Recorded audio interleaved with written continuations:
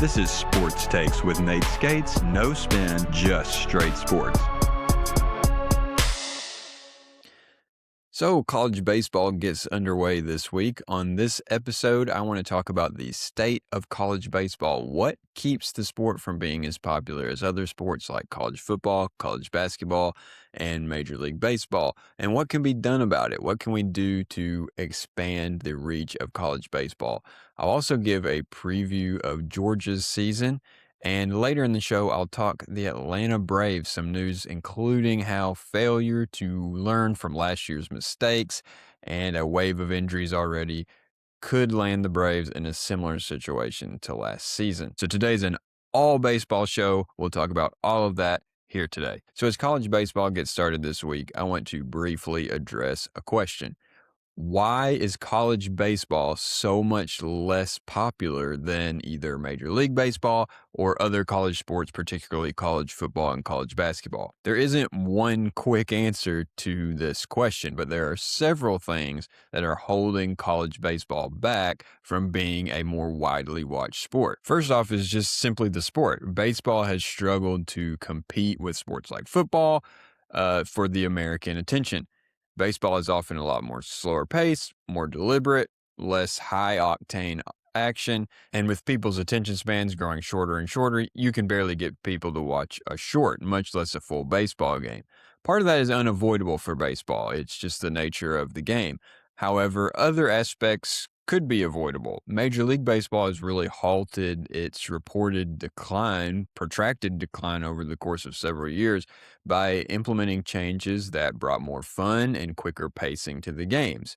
For example, many of those unwritten rules from Major League Baseball, such as bat flipping or watching a home run being met with a pitch at your head, have been taken out of baseball. Watch an MLB or college baseball game in the last few years, there's more celebrating, more rituals and dances after hitting a home run or making a big play on the diamond than often there are after a touchdown. So college baseball has already done a lot of that. There's a lot of celebrating, a lot of fun in college baseball. But what college baseball has to improve and has tried to do is the pace of play. The total time invested to play a game isn't really even the key factor. A college football game is about 3.5 to 4 hours long.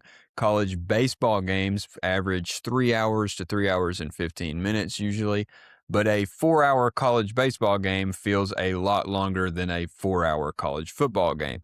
And some baseball purists hate the pitch clock, and they hate the rules limiting the number of times a player can call timeout, the number of times a pitcher can step off. But they're wrong, in my opinion. What we had before the pitch clock, whether it's Major League Baseball or college baseball, and before some of these limitations on the amount of time batters were able to take, you had batters calling timeout after every pitch.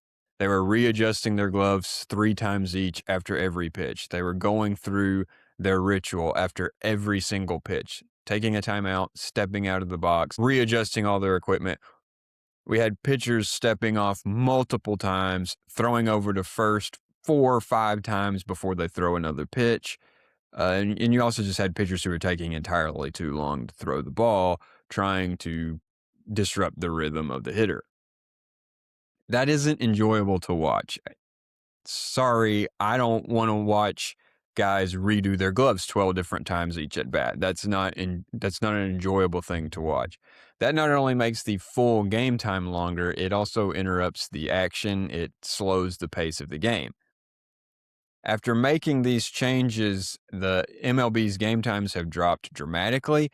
Most games are under or at 3 hours long. I've watched MLB games that are right about or even under 2 hours total in the last couple seasons.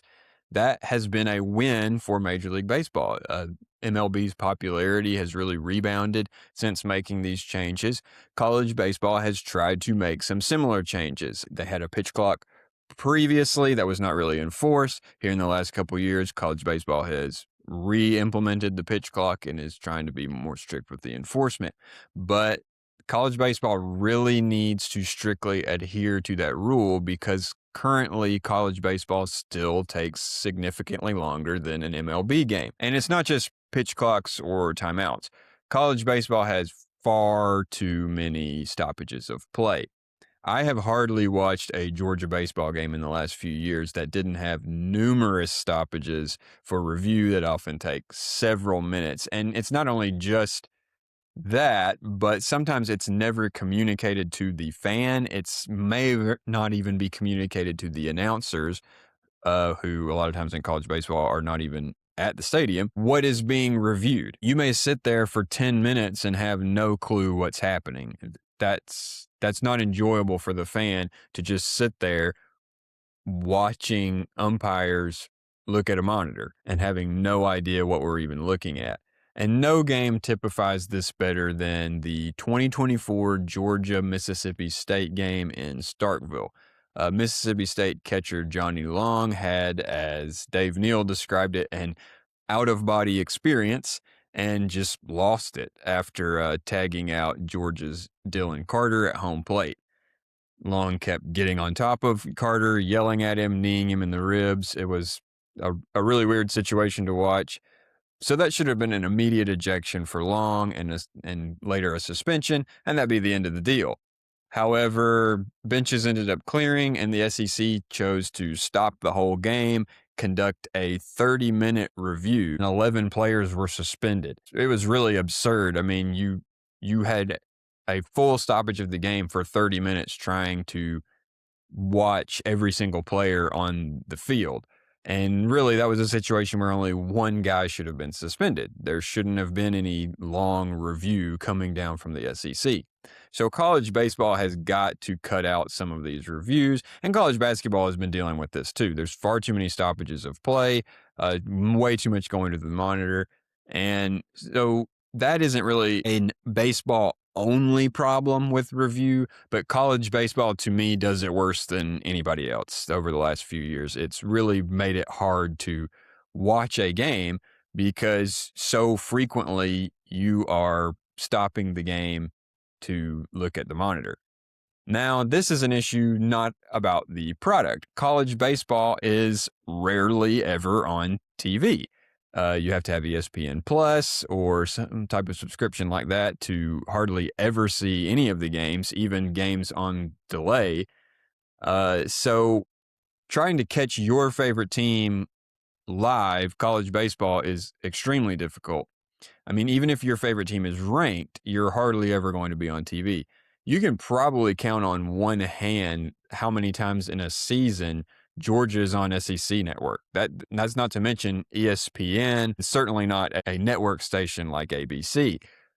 Just a few times a season on SEC network, which is going to require a specific TV package for you to watch that.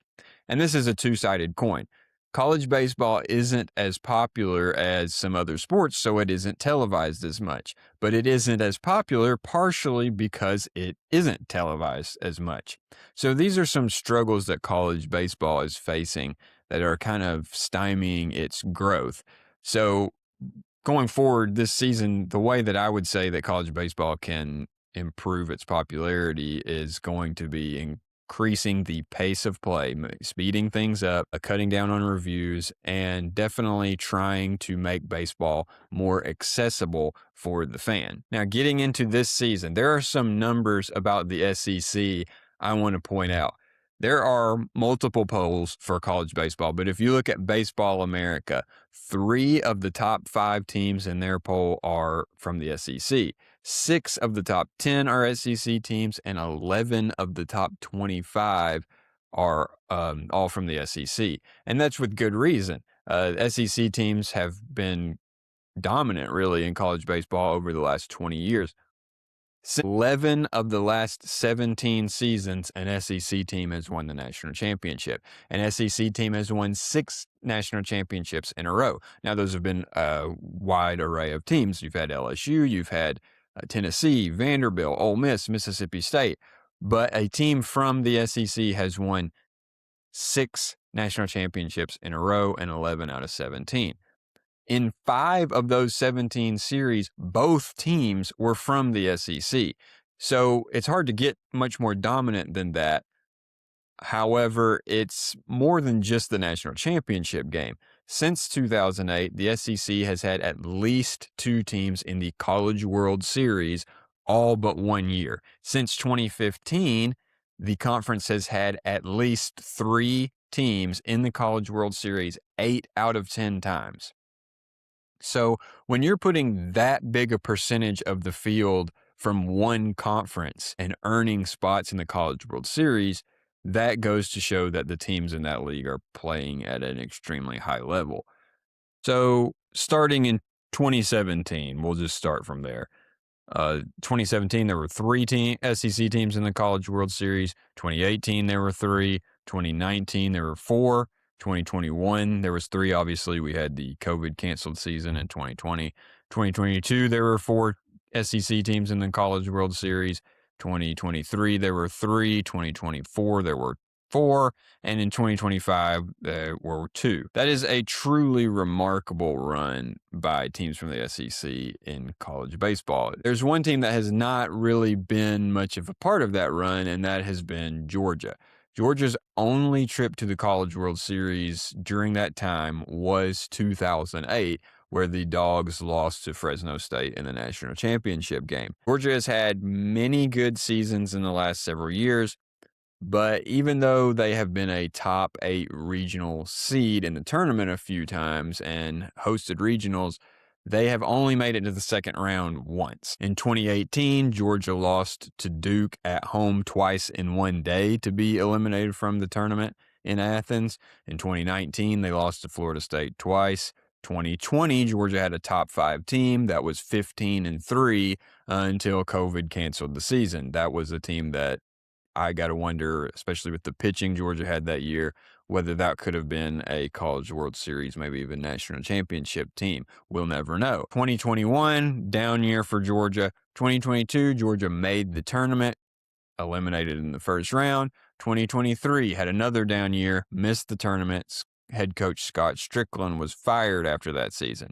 2024, Georgia brings in Wes Johnson from LSU as their new head coach, gets a top seed, gets through to the second round, and hosts NC State, and they lose that series in the second round.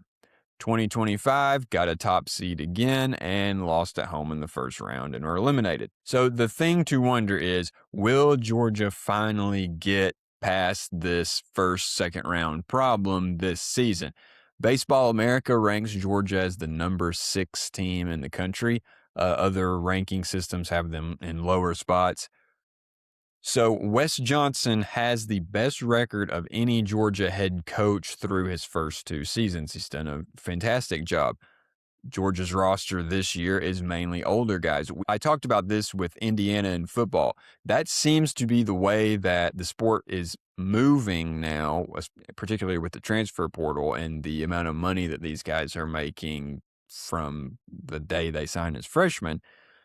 It makes more sense and you have more success signing proven older players with experience rather than trying to build your team through freshman recruiting for guys who you're going to have to pay. You don't know what kind of player they're going to turn out to be, and they very well may transfer the very next season.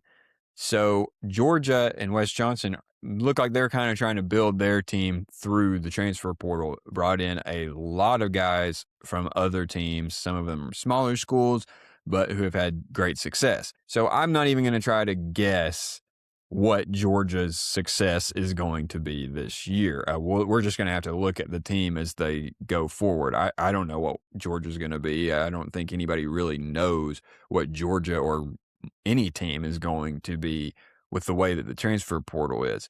I expect Georgia to have a very good season. I would expect Georgia to have a similar season to what they've had several of the past few years. However, again, the question is, can Georgia get the pitching that they have lacked at times, which that's supposed to be Wes Johnson's specialty? I mean, we're talking about Paul Skeens at LSU. Wes Johnson was pitching coach at LSU. Can he duplicate that? Obviously, you're probably never going to get a guy like Paul Skeens, but can you get the type of pitching that you had at LSU minus a phenom like that? Georgia's pitching has been a little disappointing the last 2 years. They've kind of been carried by offense. You had the Charlie Condon year. a lot of home runs from a lot of these teams. And then Georgia also at times has failed to have timely hitting. So we're going to see, can Georgia get hot at the right time? It's great to be good in March. It's great to be good in April. How are you at SEC tournament time? How are you at the NCAA tournament? It's not good enough to, win 40 games because you played so well the first few months of the season. You have to play well at the right time, and possibly no other sport illustrates the importance of getting hot at the right time more than baseball. So, transitioning to the Atlanta Braves. Got some Atlanta Braves news this week.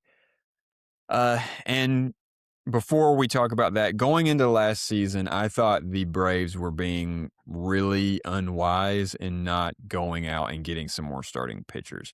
The Braves were pretty well betting everything on the idea that Ronaldo Lopez and Grant Holmes, who had been relief pitchers prior to the 2024 season where they were moved to the starter role and performed very well, particularly Lopez. They were betting that those two guys were going to be able to hold up through a whole season and not get injured. They were also betting that Spencer Strider was going to come back quickly and that he was going to return to form despite having multiple injuries over the last few years. They also were taking quite a gamble that Chris Sale would stay healthy and that Spencer Schwellenbach would continue his great success from his rookie season. Well, pretty much none of that happened. Ronaldo Lopez was injured very early in the season, lost for the year. Grant Holmes got injured and was out for a significant portion of the season. Chris Sale had a great year and largely stayed healthy other than a freak rib injury diving for a ball, which was one of the best games I've ever watched from a pitcher and a great play, but cost him several weeks. Spencer Schwellenbach got hurt severely. Spencer Strider never really got back to where he was pre-injury. You also lost A.J. Smith-Shawver for the season after he was looking really good, like somebody you needed to have in your starting rotation. So the Braves did not prepare last season, and that came back to haunt them. It really derailed the season, the amount of injuries they had. And to some extent, there's nothing you can do about that, but you have to prepare. And so going into this offseason, the belief was that the Braves would really pursue a high-quality starter. They have failed to sign one. Whether they have tried to sign them or not is not really important. They haven't signed one. They did get Robert Suarez in the bullpen. However, the news this week, both Spencer Schwellenbach and relief pitcher Joe Jimenez, who was hurt all last season, will both start the season on the 60-day injury list. Oh, and Ha-Sung Kim, who the Braves signed, brought back to play shortstop, slipped on the ice, and will be out for much of the season.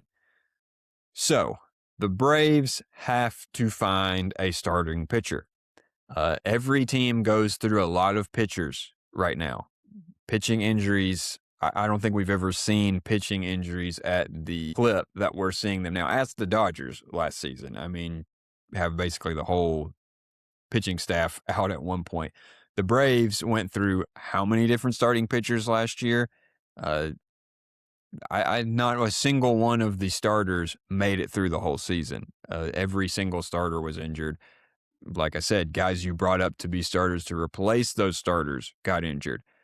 You have to have a plan for that. And the Braves didn't do it last year. They haven't done it now. They seem to refuse to do it. The Braves operate this team like they are hoping everything they did in 2021 will happen again every single season. So all the low dollar moves that you make that people scratch their heads at, the Braves hope for another Eddie Rosario, another Jorge Soler. They're hoping these guys that they sign where people don't really get why they're being signed for, and you're getting them for peanuts. They keep hoping that's going to happen again. They keep hoping they're going to have rookie starting pitchers like Ian Anderson came up so huge in the playoffs. That's not going to happen usually. You're not going to have guys be able to just fill these gaps and you just bargain hunt at the deadline and piece a team together and win a World Series. That's not a sustainable way to build your team. So people are going to get hurt. Your pitchers, the Braves pitchers, have injury histories. These are not guys who have stayed healthy their whole careers. Spencer Strider has a lot of injuries. Chris Sale has had a lot of injuries. Now Spencer Schwellenbach has had some injuries. A.J. Smith-Shawver is a very serious injury. This is just the reality of pitching in 2026. You have to go get a starting pitcher. You cannot keep gambling on low dollar relief pitchers becoming star starting pitchers, rookie starting pitchers, or very young starting pitchers being able to put in a lot of innings for you. And you can't keep relying on guys who have injury histories. So I'm obviously not saying to cut bait with Spencer Strider or anything like that. That's not at all what I mean. But what I mean is the Braves need to go make a move. You need to solidify that starting rotation. You need to get more guys who can put in innings. You need to get somebody as well who you can put in AAA and bring up and know he's going to throw some innings when someone gets hurt. It's kind of the situation you had with Bryce Elder last year, and a lot of Braves fans cannot stand Bryce Elder, and I understand he's been very mercurial, very up and down. However, you do have to have somebody like that in AAA who will be able to come up and pitch when you inevitably have injuries. So this offseason looks a lot like last offseason. And yes, the Braves went and signed Suarez, but beyond that, this offseason has not been much of an improvement over the previous offseason, particularly now that Ha-Seong Kim has a significant injury. So if the Braves have to limp through this season, it's probably going to look a lot like last season where the Braves limped through the season. You'd like to think that that's going to turn around and that the Braves can't possibly have as many injuries this year as they had last year, but you can't bank on that. So here's hoping the Braves go out and make a move to getting a starting pitcher, and hopefully they'll be able to avoid any other serious injuries, and we'll get a rebound season. Guys will get back to form this season. So that's all we have today on the first version of the video podcast. So now you all could see me make lots of mistakes on here. Let me know your thoughts on college baseball. Who's your college baseball favorite team? Do you like watching college baseball? Do you listen on the radio to college baseball? What do you think the sport could do better, if anything, to improve its viewership? And what do you think about the Braves? What do the Braves need to do to take a step forward this season? So if you enjoyed the podcast, please just like, subscribe, share it with your friends, and hope you'll tune in next time.